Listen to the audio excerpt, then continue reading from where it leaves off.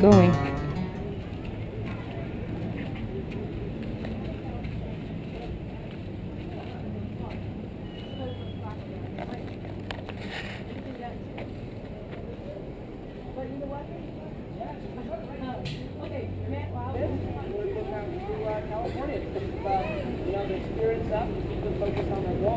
Because you guys all like music, right?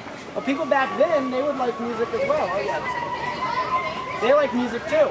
But they didn't have things like CD players or iPods and things like that, right? So if they wanted to listen to music, they had to make their own. So they bring instruments and play instruments if they knew how to, and if they didn't, they might just sing.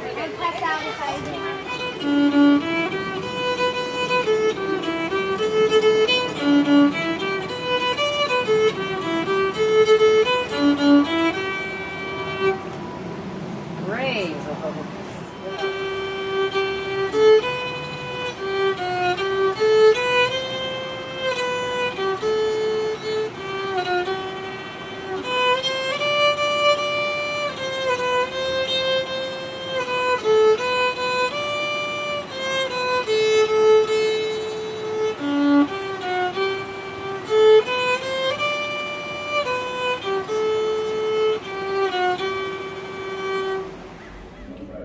Nobody's around.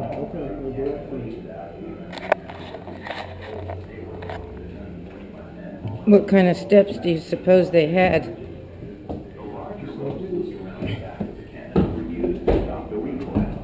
This prevented the guns from smashing into the opposite wall when fired. The tools in the racks along the walls were used for loading and firing the guns, while powder, grape shot, and iron balls were kept in closed ammunition boxes, safe from any stray sparks.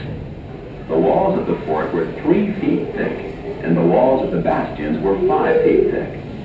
The four-legged device before you is called a cannon gin, and is the type of machine used to lift the heavy cannon barrels off of their carriages for storage or maintenance. Storehouses were filled every winter during these immigration times with poor, wet, hungry men, women, and children.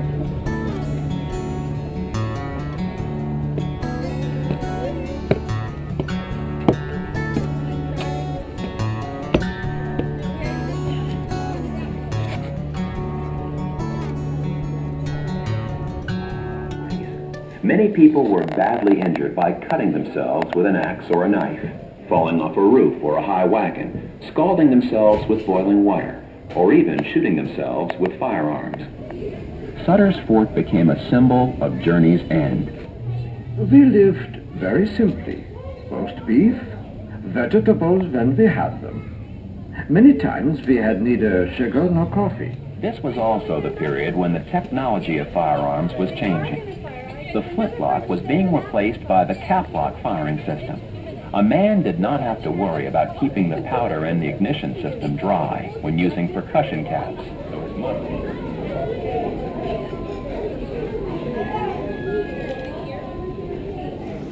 If I wanted to get into this fort and I was outside, I'd use the solid ball to try and knock a hole in the wall.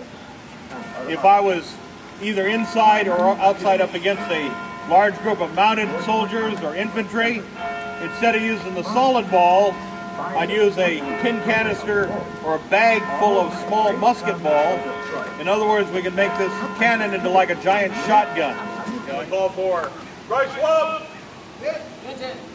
Now he takes just a dry rod, clears it out. Now you notice that every time he introduces something inside the barrel, he calls out vent, and Adrian returns with vented. So, 1, 2, 3. Fire!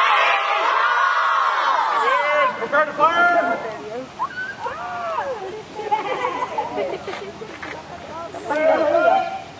Fire! Oh my God, that is loud. Wow.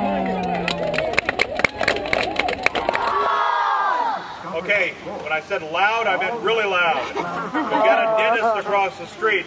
I don't want her drilling on somebody that doesn't get surprised, okay? So, 1, 2, 3. Fire! Prepare to fire! Fire! Fire!